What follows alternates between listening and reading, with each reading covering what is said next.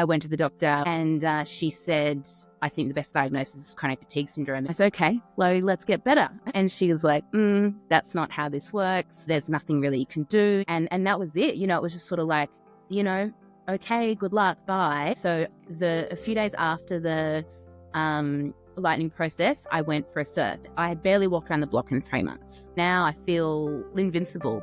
It's not my head talking me out of it. It's my body. My brain is changed, and so it's a different life.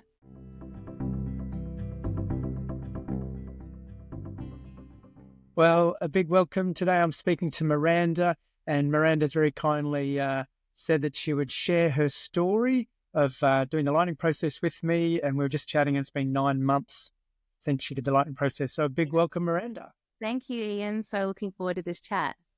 So when my wife was struggling with chronic fatigue, and this was a long time ago now, recovery stories were just very hard to find. Like maybe someone's neighbour's friend had heard of someone that did something. And so it was very hard to hear of people who have been on that journey and recovered. And it was a phone call from a friend of my wife who said, I'm well, I've done the lightning process. So I love hearing recovery stories. I think they inspire others. So I would love to hear your story, Miranda. So let's go right back to the start. What was life like before all of this happened? Like, tell me about Miranda before the fatigue. So I've always been a really active person, surfing, hiking, spending a lot of time in nature, spending a lot of time with my friends. And that's what made me really happy. Although I was also someone who loved to push themselves in every area of my life, and this often had huge benefits, right? Like, so, I've always been quite successful in what I do. And when I go on a hike, I go hard. I want to go the extra mile and I want to do everything perfectly, and had that real perfectionist tendency. And that always served me quite well, I thought. It made me successful, and people compliment you on that, and you always seem so active. And I said yes to everything, even if I didn't really want to do it, and wanted to make sure everyone else was happy. And so I was living a wonderful life and I was really happy, but I sort of was heading towards the edge of a cliff without really realizing, and, just living away. And that our culture says, well, this is, go 100% all the time. I had no idea what was to come. Yeah. I guess you get that feedback from the world that says, I'm doing great. And suddenly you start to get feedback from your body that maybe something's not quite in balance. So then Right. what was the first sign that maybe things weren't quite so great? Well, years ago, I got glandular fever, 5 or 6, 7 years ago, and that sort of, it came and went. But since then, after that, I would get these waves of fatigue that only lasted sort of 2 hours. It was maybe once a week, maybe once every 2 weeks. It would hit me. I would become, I would lie down on the couch and I could barely speak. And, of course, I went to the doctor and they did tests and all my iron levels were fine. And are you eating healthily? And I was a very healthy person. I barely drank, ate really well, was really active. But, the doctor said, oh, well, you're probably fine, and make sure you get enough sleep and all that sort of thing. And also I would get headaches all the time. I mean, almost every day I would have at least a little bit of a headache, sore throat, swollen glands, just enough for me to ignore, basically. And, I'd been to the doctor said I was fine. They did some tests, and I ignored these signs from my body. And then I had a particularly stressful year.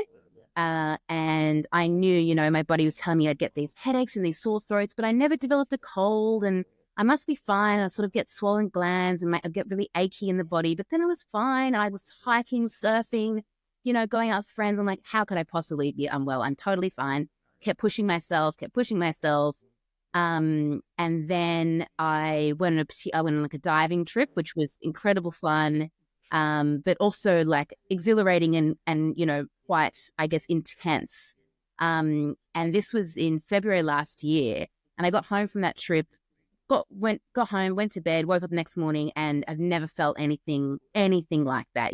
These are all the things that people who develop chronic fatigue syndrome tell you. It's like the worst hangover you've ever had. It's like symptoms that I didn't even know went together. Total brain fog, body aches, like headache, sore throat. Like I just thought, what have I got? Some malaria, or like I just had never felt anything like it.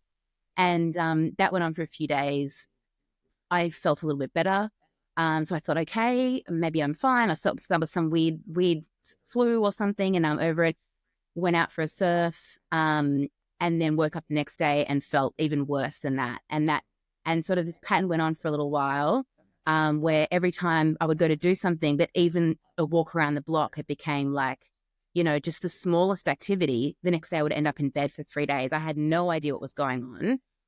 And I went to the doctor. We did all these tests, and I was lucky in that she was a really understanding doctor, really listened to me, and it wasn't long. And I explained, oh, well, actually, when I think about it, the last 5 years I've been having, this, but I've ignored it all.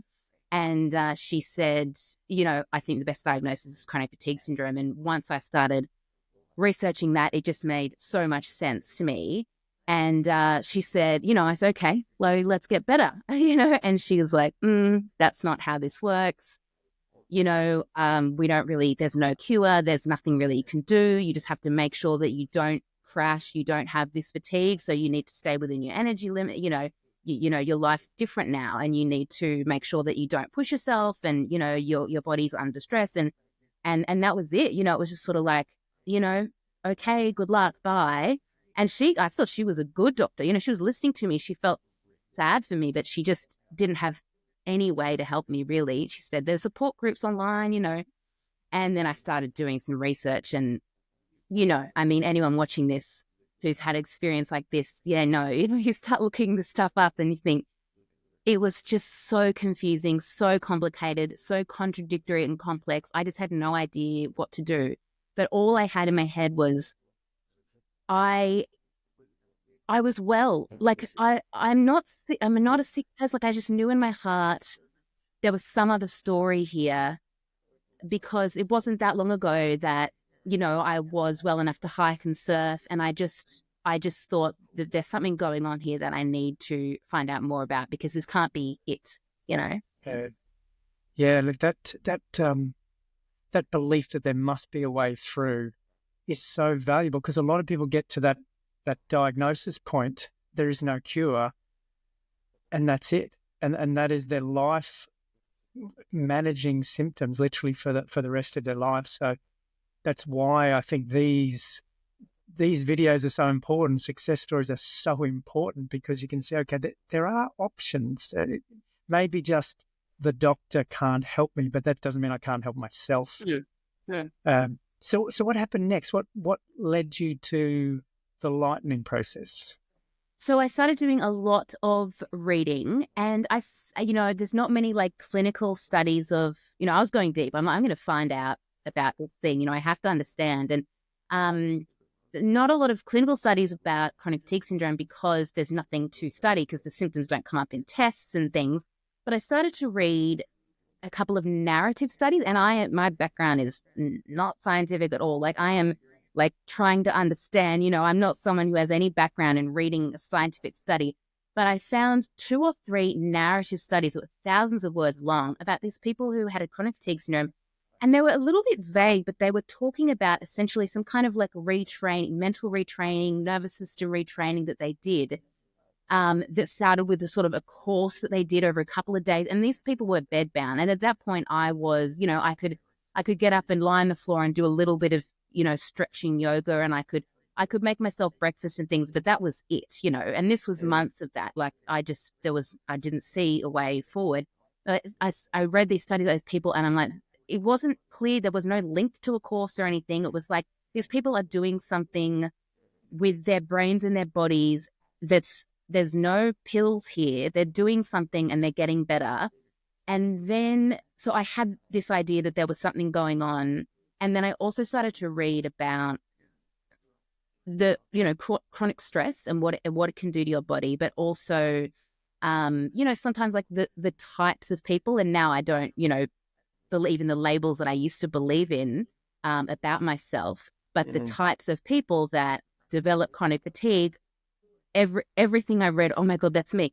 Perfectionists, A-type personalities, people who can't say no to, people, and martyrs, and all this sort of, it all stacked up. And I reflected upon my previous year and all the ways that I had let myself get so stressed, physically, mentally, emotionally. And it all started to really make sense. And then my partner had someone say to him, hey, my friend did this thing called the lightning process. She had chronic fatigue. She calls it a miracle cure. And it just came to me in that moment where I'd already had the background. Like it wasn't the first thing, like sometimes it takes a few things. And I read and there was something going on, but I didn't know what it was that these people were doing these studies. And once I heard that, I was like, this is it. This is what they're doing. And I looked it up and read it and I was like, this is making sense with everything I'm starting to learn. It just made so much sense. And so I just had to find out more. Well, I hear the term miracle cure quite a lot, and I really don't like it because a miracle cure, you don't have to do anything. You just, you hope. And the lightning process is work. It is proactive. It's a training. So I certainly hear the term a lot, but I don't think it's appropriate. It certainly can be fast. It can be surprising, but it takes work and it's a training. Yeah. So you signed up or you applied for a training and you must have got through because I do knock back quite a few people. So then you turn up for a training and you did the online training with me. I did, yeah. How did you find the training? It was fantastic. I will say in the application process, in the interview, when you say, the lightning process is work, I completely agree. And that I remember vividly a point in the application process where I had said something in my form about how, things have been stressing me out and this is the sort of thing that stresses me out and I find this stressful and stressful. And you said to me something like, would you consider reframing that thought into something like, you're responding with stress to these things. And that moment changed everything for me. I all of a sudden realized how much control I had given up over my life by choosing to view the world as a threatening place. And that's when I realized, okay, this is not about chronic fatigue syndrome. This is about my whole life. This is about everything. And that's when I realized this isn't a pill to make me better. This is a tool to change my life. Like I knew then, I was like, oh, that's what this is about. And I was like, yes, this is what I want. This is what I need. Like forget chronic fatigue syndrome. Like that's just what's happening right now. But there's a reason that's happened. So anyway, that's when I knew yes, it was going to be work, but the work of a lifetime, And so the training and this, I wish I'd heard from someone because I was, so looking forward to the training. Everything about it was fantastic. Everything that you said made so much sense to me. But it's a 3-day online course. The first night, I was in tears. I was so scared. All the old thoughts, were coming back to me that I can't do this. If I'm not going to be able to do it, I'm going to fail. And this is going to be, and I had a real resistance that first night. I just remember vividly not wanting to go to the second day. Nothing particular had happened. I just really hit this barrier of being afraid. I think it was probably realizing that it was the work that was ahead of me and that it was up to me. And that's scary. Of course it is. And I was able to talk myself out of that fear and of course continue. But I had this idea, oh, everyone else must be just finding it so easy, and of course that classic. So it was, it is challenging. I mean, it's really confronting in the best way possible. And that's what you need in this situation. I mean, you're in some kind of rock bottom often, I think, when you come to these things and there's no way out of it but to be confronted and challenged and to rise to that occasion. There's a great quote. I was trying to think forward to look it up. He said it, maybe it was Mary Oliver. It's like the wounded deer leaps highest, once you hit that rock bottom, it's a rebound. And so when you're in that place, like it's low and it's hard, but that's going to catapult you to a height that you've never seen before, you've never been before. So that to me was like sort of another rock bottom. And then I came back the second day, and then that's when everything began to change. Excellent. Thank you for sharing that. Thank you for sharing the tears on the first night. I'm not sure if I knew that. You might not have shared that. No. But yeah, it takes work, and it's not about how do I get rid of my fatigue. That's too superficial. It's what is going on in my brain, my body, my nervous system, and my belief systems and my habits, which is keeping me in this state. And so that takes work to go there. And one of the reasons why the application process is so important is we talk about why do you want to make these changes. So you need a bloody good reason to go to those places. And you had some good reasons. You had some exciting goals. I remember reading your application and kind of going, "Ooh, that sounds very cool." So you did turn up on the second day. So thank you for coming back. And I think it just highlights the sorts of things that are essential to deal with, the fears or the perfectionism. I'm not getting it. I'm not getting it. Well, as long as you're spotting it, as long as you're spotting perfectionism and doing something about it, you are getting it. And I remember zooming out and realizing like, oh, this is what we've been talking about. Like you can get so in your own head and think, no, this isn't that. This isn't what. And then you think, this is literally an example of what we've been talking about. This is what I have to recognize as, a reaction to the world that isn't beneficial to me. And I'm going to choose to feel and think differently. And once I did that, oh, okay, great, no problems. But it was really that, that learning to zoom out and understand, oh, my brain's doing this. Thanks, brain. It was trying to protect me, bring up all these, you can't do this, you can't. And that's not helpful. So I'm going to do something else, but yeah, once you start to learn to spot those things, it's like, oh my God, everything changes. Yeah. And zooming out's a great frame to think about it. When we are stressed, stress hormones get us to zoom in. We lose all perspective when we're stressed. And so the ability to zoom out and going, okay, I can see what I'm doing here, and to see what you're doing with self-compassion. This is just a brain and nervous system trying to protect, and that allows you to take it down a totally different path. It reminded me of something my wife said on her lightning process experience. So she flew to London to do the lightning process. And on day one, as she was leaving, she told me one of the things that she caught herself saying was, I'm going to be the only person in this room who's not getting it. Yeah, exactly. Just these patterns. Yeah. So you did the 3 days, and then what happened after that? How did you find the journey after the 3 days itself? So I had sort of some immediate success, and then realized it was sort of a longer journey. So a few days after the lightning process, I went for a surf. I hadn't done it. I had barely walked around the block in 3 months. And, it's hard to believe if you're watching that you think, oh, that won't be me, or she must be different, or maybe she wasn't sick, or maybe I must be worse. And these are all the things that you think. And everyone's journey is different, and that's fine. But, this is what the power of the brain can do. And, I was very intentional about what I did and everything you learn in the lightning process. It was really scary and challenging. Your brain's telling you, what are you doing? You've been sick for 3 months, blah, blah, blah. No, and this is what you learn. You learn to, confront those thoughts and that aren't helpful to you, and to change the way that you, think and feel about the world.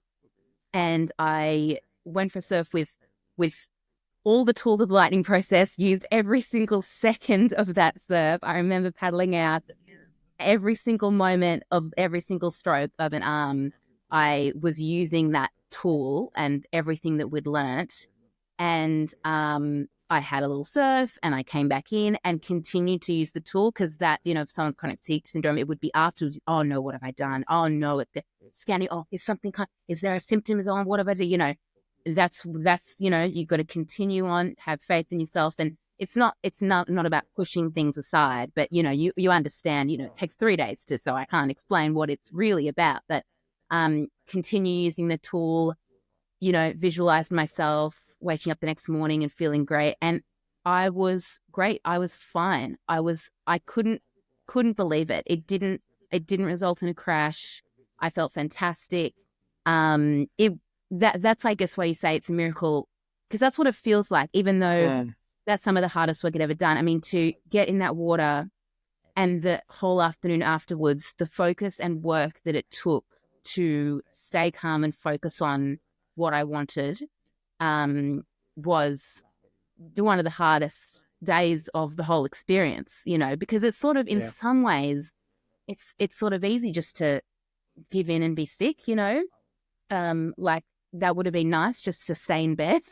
It's very hard to face the thing that you're scared of facing. So that happened. It was incredible. And then, but over the next few months, I had moments like that. And then I had moments, a particular weekend when I went to my mum's 70th, my whole family was there, drove about 7 hours with my partner, and I had the whole weekend, the feeling, anyone who has chronic fatigue syndrome, the symptoms that start coming back and, oh my God, this is it.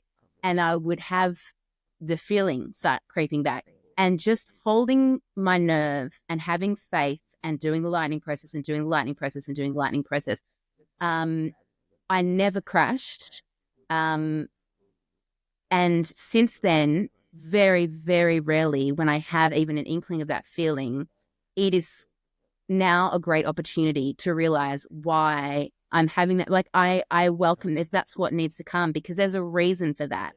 And so you start to think, oh, well, if I feel that way, I can identify that and do the process. And I was so glad that I had those moments of challenge afterwards, as an opportunity to overcome. And tell you, and you've said this, and I remember is exactly what happened. You everything's going well, and then you have a setback, and some symptoms come up or whatever happens, and then you focus. You do the lightning process. You focus on what you want, and you meet that challenge and you get over it. And once you've done that, you have that power to look back on and go, I did it before. There is no reason I can't do it again. Like the amount of power you feel and control you feel over your health and your life and your thoughts and your feelings. Once you prove to yourself you can do it, you don't need anybody. You've done it. You can do it again, and the power that gives you. So now I feel invincible, because things happen, things come up, but you've done it before and you do it again. You just do the same process. And so, now it's a journey. And as you say, it's over, maybe months and years. And, but overall, I mean, even just something like the headaches, like I was someone who, I just thought it was normal to have a headache every day. Yeah. I just thought everyone's sort of, and you take a Panadol or maybe have a coffee. And, I just had normalized it so much. And just that one symptom, I never get a headache. I never get a headache. I didn't know there was a world where that could happen. Like, it's just, I never get a sore throat. Aside from, the how not being able to get out of bed, just those smaller things that I thought, that I would have to live with. And then on top of that, I'm so just changed my outlook on stress and myself. I had all these labels for myself, and I'm a sensitive person, I'm an introverted, and all these things that I've challenged that I've thought, actually, no, I just choose in every situation that I'm in what I feel like doing, what I want in that situation. So it's changed everything from, not getting headache to just, my partner says to me all the time, you're just so much calm, you're so much less anxious. Someone used to pop in, we live in a small community and people always pop in down the driveway, and I'm a bit introverted. So that always sort of, and I could feel that my body, react to my body. And now someone knocks on the door and it's just calm, just nothing, and it's not my head talking me out of it. It's my body, my brain is changed, and so it's a different life. Yeah. Oh, I could go in so many directions hearing all of that. It's amazing. Probably one thing that's worth pointing out is the lightning process is not getting people just to push through, just to, feel these things and push through, because we know that doesn't work. It creates a crash, and then exercise becomes more threatening, and you just get in these cycles. It's about nipping things in the bud and stopping the learned historical response. And I think a key piece, not just the skills to do that, but also the understanding of what these symptoms are, that they're happening for us, and they're a protective response, and we can do something about it. And I love the way it's been a shift from initially seeing things as a threat, like the fatigue itself and the symptoms as a threat, to now I hear they're an opportunity. You know, if there is unnecessary fatigue there, it's an opportunity. Okay, if I've missed something, There's a reason. There's a reason for it. Yeah. And getting back in that driver's seat, it removes the fear. We get back into this empowered state, and it's like, right, what if I missed something here? What can I do? Yeah, and it almost becomes, it does become fun in a way, because, you know, you're on like a treasure hunt to find more and more tiny little moments in your life that you can choose to do differently, that, you know, nothing's too small, you know, and you start to enjoy this process, because in a lot of ways it should be enjoyable. You get to get not just your life back, but a life that's better than what you had before. Like, what an incredible opportunity, you know. And there's no going back to the old me before all this, because that had patterns that might have contributed to all this. So that's exciting as well. It's new and improved is the term I often use. Yeah. Fantastic. And I love that viewpoint of getting to see what's here if there's something that comes up. And you don't get that if you misunderstand fatigue as a running out of batteries. All you can do is, I must have done too much. And then we pull back on activity, and then you find yourself, like some people, bedbound, still having crashes. Well, how could I have done too much? Did I think too much? Yeah. How does that happen? Yeah. But that's not what fatigue is. It is surprisingly not as linked to biological energy as we thought. Yeah. And even I found that just, you know, with what I would call normal tiredness before, like I was someone who, I'm just someone who needs lots of sleep, and I always need lots of sleep. And of course, lots of sleep's great. That's wonderful. And yes, if you don't sleep well for a week, you're going to be a bit tired. But I had this thing where, okay, if I don't sleep well for one night, I'm going to be so tired. And of course I'm going to be tired because, you know, I didn't sleep well. And of course I'm going to be. And, you know, you taught us really one night of not good sleep, you're fine. And it has truly changed. Like, I have so much more energy, not just at a different level than I even realized. Like, even when I would just do more normal things every day, people think that would make them tired. I just find that's not the case. I'm like, oh no, my body knows how to do this. Like, come on, like I eat well, like I exercise, like I should be fine. And then I just am. Like, it's just incredible what we can be taught to believe. Yes. I think we have so complicated things like sleep or eating, so complicated, and it brings in anxiety. Like I have to have quiet, and I have to have a routine before bed, and I have to have a special mattress and pillow, and that's sleep anxiety, which is incongruent to a good night's sleep. Yes. And actually, I mean, this is a separate thing, but I developed tinnitus months after doing the lightning process. And, you know, long story short, that it just has been related to an ear infection and this sort of thing. But now, you know, I'm someone who this noise is in my life sometimes. And that's been an incredible teacher as well, because it's not something that you necessarily push away. You know, I just wanted, how do I learn how to stop this thing, you know? But it is something that, you know, your life's never going to be perfect, right? There's always going to be challenges.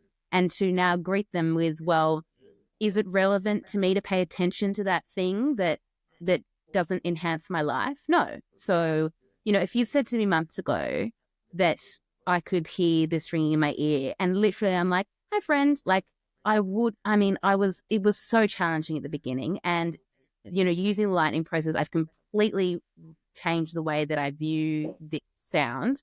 And not only that, but it's changed the way that I interact with sound in general. It's just been the most incredible thing. So I, again, used to be someone who, like, at night, if there was, a dog barking in this, I'd be like, oh, well, I'm not going to sleep that well. And now I have I literally have control over how all sounds affect me. It's just the most incredible thing. There can be a leaf blower next door. And I think, well, everyone's going to be annoyed by that. And it just doesn't bother me. I've trained my brain to just go, why? It's just a sound. Why did, and so it's not just about that ringing. It's so far beyond that the control that I have in my brain when I just hear a sound that used to bother me now, it just doesn't even touch me. It's incredible. Yeah. Yeah. As soon as we see something as bad or scary or dangerous or frustrating, we just lock on, our focus locked on, our nervous system amplifies our ability to see it. And then we're just stuck in this cycle. So you used a very powerful word, just. It's just noise. It's just fatigue. It's just exercise. It's a word that removes the threat out of things. And then to be able to go ultimately, it's just chronic fatigue syndrome, and I can do something about it. It's pretty powerful. Yeah. So what a journey. So what's life like now? What sort of things are you up to now? So I have a huge year ahead. I'm so excited. I have 2 big hike plans and a big surf trip planned, and if you'd said to me 10 months ago, I really, in my lower moments, I thought I would never have believed. And so it's just so exciting. I'm so grateful. And another thing is, every day I'm so, so grateful for the life I get to live now. It is chronic fatigue made my life better. Just way better. The gratitude I have for the work that I've put in and for the life I get to live now is just brings me so much joy every day.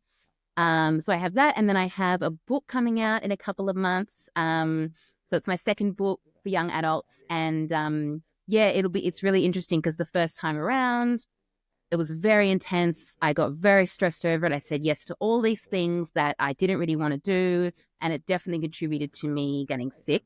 And the timing, was all there. And this time around, it's just so different. It's just such a different experience already. And so it's wonderful to have these 2 things that are really similar to compare them and be like, my gosh, I'm just a different person in terms of approaching this same thing. Yeah. That's a nice comparison, like a before and after, and highlights the importance of addressing some of these patterns. Because going back to that comment I had with you on the application form, if you think that things stress you out, you're at the mercy of these threats outside of you, and be able to turn around and go, look, I'm the one responding with stress. It's just a book. Or I am the one responding with perfectionism, and gives you the opportunities to tweak that. You mentioned something earlier about labels. Were you referring to perfectionism? So so many labels. Perfectionism, introversion has been a big one. I think these labels can be helpful in a lot of ways. And sometimes we all have preferences as the way that we like to live and the way that we like to maybe interact with people, interact with the world. But when these labels and these ways of viewing ourselves start to impact us negatively, that's when we need to reassess. So perfectionism, but things that I would consider, not necessarily negative. But, I'm an introvert. That's just what I am. But I had a time where, therefore, people would become a threat to me. These people are taking my time and they're making me more stressed. And because I'm just someone who needs lots of alone time, and now I can enjoy my alone time. It is what I prefer often. But if I'm in a situation where I have to spend the whole weekend with people, I can choose to be perfectly comfortable with that. Like, that's okay. Another one is, being quite a sensitive person. That's another label where it's funny because I'm someone, there's pros and cons to having an idea about being sensitive to the world, right? So I'm someone who, like, when I see sunrise or when I watch a beautiful movie, I'm so moved. And that brings a lot of meaning to my life, So I have this type of sensitivity to the world, to nature, to people that I love. And it helps me being creative. But it also came with, I thought that I couldn't detach it from these other ideas about being sensitive. Well, and then because of that, I'm someone who also gets very stressed when this happens, and I get very overwhelmed. And I thought I couldn't have the good without the bad, basically. And I realized that label was trapping me into this box of, well, yes, you can be sensitive in a good way and sensitive in a bad way, but you can't have one without the other. And that's just not true at all.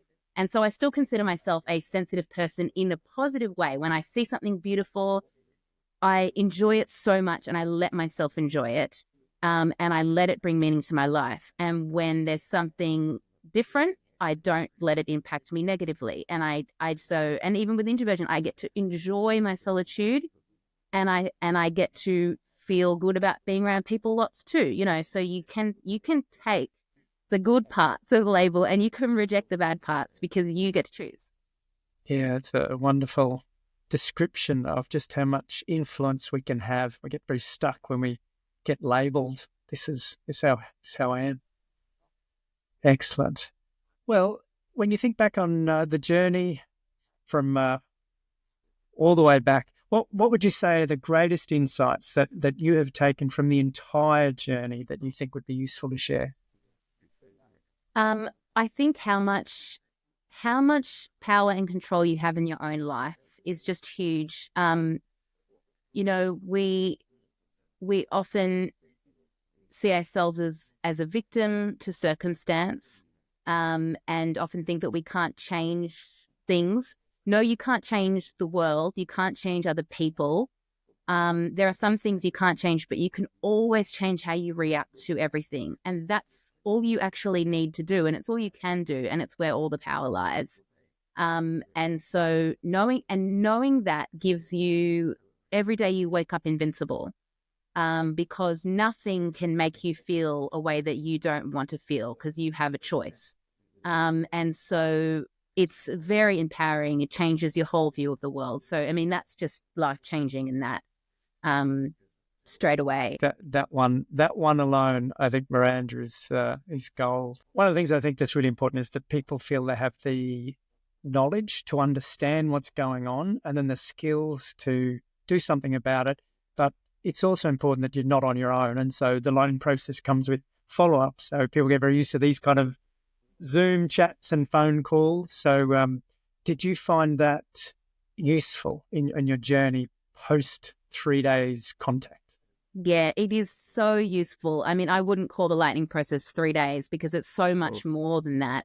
And, you leave these 3 days and you've learned a lot, and it can be quite overwhelming. And that's when the work starts. And that's when the support really starts too. And I was totally blown away and thrilled by how much support I felt afterwards. There's daily emails and then weekly emails. There's so many opportunities to reach out and talk about any challenges that you're having.